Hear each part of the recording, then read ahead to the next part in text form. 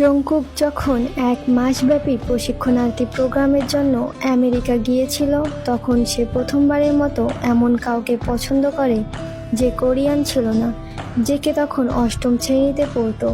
নাচের ক্লাসে সেখানে একটা মেয়ে ছিল, সেও খুব ছোট, তার মতোই ছাত্রী।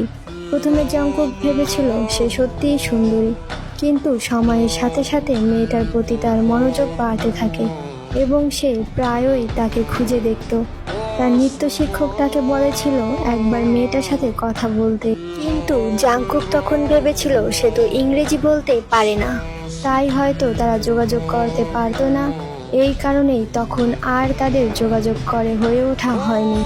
তারপরে আবার জাংকুক বলে, কিন্তু সময়টা যদি এখন হতো তাহলে আমি সাহস নিয়ে তার সামনে হেসে হেসে ইংরেজিতে বলতাম আই লাইক ইউ।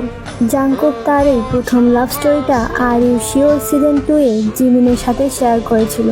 সত্যি বলতে জাংকুকের এই অনসাইট লাভ স্টোরিটা আমার কাছে অসাধারণ লেগেছে।